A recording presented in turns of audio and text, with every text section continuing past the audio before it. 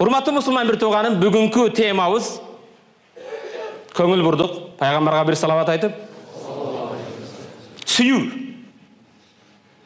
Сүйүү деген тема, сүйүү деген сөз өтө улуу, өтө бийик сөз. Бул чындыгында урматтуу мусулман бир тууган, сүйүү деген сөз инсандын 3/1 бөлүгүдөн турат. Адам баласынын 3/1 бөлүгү сүйүүдөн турат. Эмне үчүн?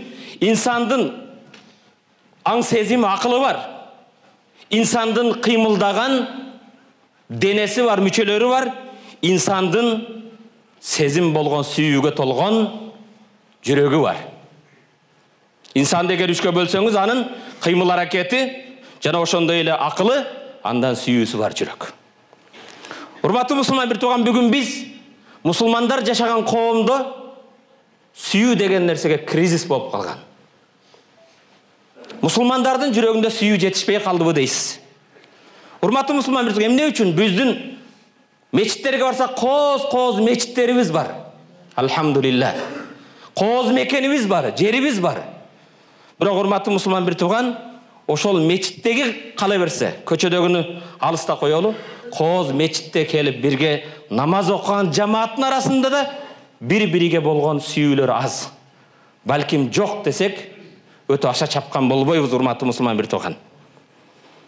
Пайгамбарыбыз саллаллаху алейхи эмне үчүн мусулмандардын арасында ачка бар? Мусулмандардын арасында башпаанеги жок бар. Мусулмандардын арасында курсагы тойбой жаткан адамдар бар. Пайгамбарыбыз саллаллаху алейхи вассаламдын бул хадисине биз амал кылбай койдук. Пайгамбар мындай дейт: "Ма амана би Менин пайгамбарлыгыма иман келтирген жок. Менин пайгамбарлыгыма ишенген жок. Ким? Мен бата шаб'ан ва жаруху жа'i ила джамби ва хуа я'лам бих. Менин пайгамбарлыгыма ишенбеди деп 3 жолу айткан, кимде ким кошнасынын ачка экенин билип туруп, курсагы тоюп жаткан бенде деди. Кошнанын ачка кыйналып, ачка жатканын билип, курсагы ток жаткан мага иман келтирген үммөт эмес деди. Урматтуу мусулман бир тууган, инсан сүйүүнү билбеген, сүйө билбеген, сүйүү деген сезими жок инсанды, урматтуу мусулман бир тууган, ал Кудайдан алыс, балким иманы толук эмес десек да жарашат. Имандуу адам биринчи Алланы сүйөт, пайгамбарды сүйөт, имандууларды сүйөт, сахабаларды сүйөт, аулияларды сүйөт, илимдүү билимдүүлөрдү сүйөт, эли жерге ак кызмат кылган жигиттерди сүйөт. Балким имандуу адам анын иман жолунда, анын динин кармаган диндештерин баарын сүйөт. Бул динибиз ислам дини, сүйүү дини. Бирок тилекке каршы биз көптөгөн мусулмандар исламдын ысмыдан, Курандын расмиден башканы билбей калган кезде маңкурт болуп башкалардын артынан 14 февраль кесе Ден Валентин сүйүү күнү башка күнү дейбиз.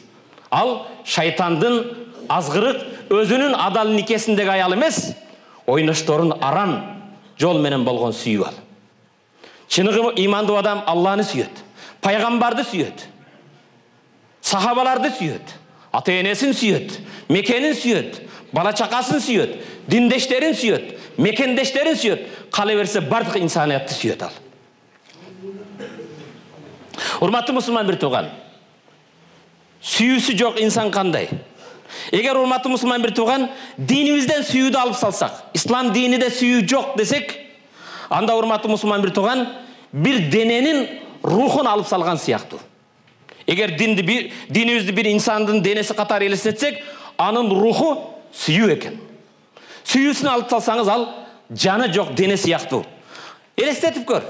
Үйүңдө урматтуу мусулман бир тууган, жакшы көргөн адамың, анын жүрөгүндө сүйүү сезими бар. Келгенде атаң, энең сага сүйүү тартуулайт. Ата-энеңди жакшы көрөсүн, бирок ошо сага сүйүү тартылган, мээримине бөлөнгөн атаң денесиден руху чыкканда үйдү сактайсыңбы?